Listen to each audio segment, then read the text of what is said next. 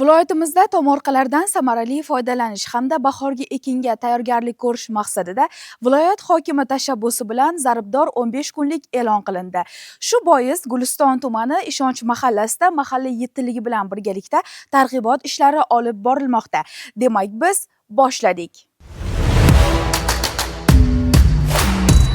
Guliston tumanining Ishonch mahallasida mahalla yettiligi birlashib dastlabki targ'ibot jarayonlarini boshlab yubordi. Tomorqa xonadon iqtisodiyoti tamoyili asosidagi bu dala ishlari mahalliy aholining bevosita hayot tarziga, daromadiga va yil davomida oziq-ovqat mustaqilligiga ta'sir qiladigan jarayondir. O'rganishlar davomida xonadonlarning tomorqa maydonlarida ko'zdan kechirilib foydalanmayotgan bo'sh yerlar aniqlanmoqda.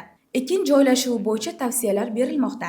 Targ'ibot guruhlari esa har bir oilaga qaysi ekin hozir eng samarali, suvni tejash texnologiyalarini qanday qo'llash mumkin, kam xarajat bilan ko'p hosil olishning yo'llari qanday kabi masalalarda amaliy ko'rsatmalar bermoqda. Shu bois ommaviy axborot vositalari xodimlari bilan birgalikda Ishonch mahallasida o'zining tomorqasidan unumli foydalanayotgan fuqarolar bilan ko'rishdik va ular orasida Xudoynazar Abdusalom otamiz tomorqalarida mehmon bo'ldik. Assalomu alaykum bobojon. Hormang, yaxshimisiz? Salomat bo'ling. Sog'ligingiz yaxshi. Qanday ekinlar ekdingiz bugun, bu yil? Bu yil mana hozir piyoz ekkan edik. Hech qancha bo'lgan yo'q. Bir 25 kun 30 kun bo'ldi. Faqat suv sal kamligi uchun shunaqa bo'ldi. Mana piyoz tayyor. Olib turib suxma piyoz ekilgan. Bundan foydalansa bo'ladi.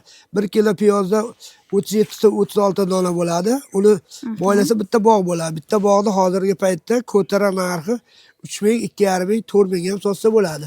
Foyda bor. Odamni ish bilan ta'minlash ma'nosida juda qulay narsa.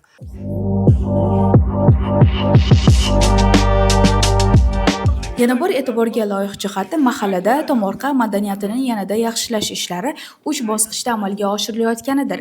Ya'ni ba'zi tomorqasidan foydalanmayotgan fuqarolarni ton ma'noda uyg'otish orqali ishlarni yo'lga qo'yish bo'lsa, ikkinchi bosqichda bir yilda bir marta hosil olayotganlarga Tursunali Toshboyev kabi tomorqadan 2-3 marotaba hosil yig'ib mo'may daromad topayotgan mirishkorlarni namuna qilib ko'rsatib, ularning tajribasi o'rgatilmoqda. Uchinchi bosqich esa bir mahalla, bir mahsulot tamoyili asosida serhosil va serdaromad mahsulot tanlab olinib, eksport mahsulotlarini yetishtirishni yo'lga qo'yishdir.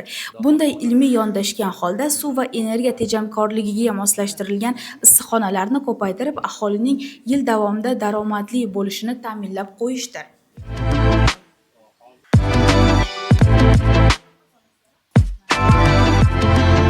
Viloyat hokimimizning tashabbusi bilan zaribdor 15 kunlik doirasida xonadonlarda egallab turgan yer maydonlarini samarali foydalanish, ularni kuz mavsumida chopish ishlarini amalga oshirish bo'yicha mahalla yettiligi bilan birgalikda targ'ibot tashviqot ishlarini amalga oshirib kelmoqdamiz.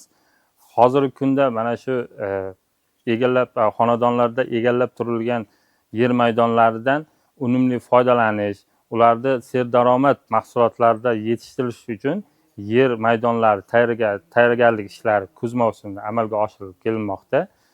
Buni doimiy ravishda mahalla yettiligi bilan birgalikda o'z nazoratimizga olganmiz hamda ularga tegishli qo'shimcha tavsiyalar berib kelmoqdamiz. Zaribdor 15 kunlik bu faqatgina ekin ekish emas, bu o'zimizga, yurtimizga bo'lgan ishonch, mehnatsevarlik va birlashib ishlash madaniyatining yangi darajasidir.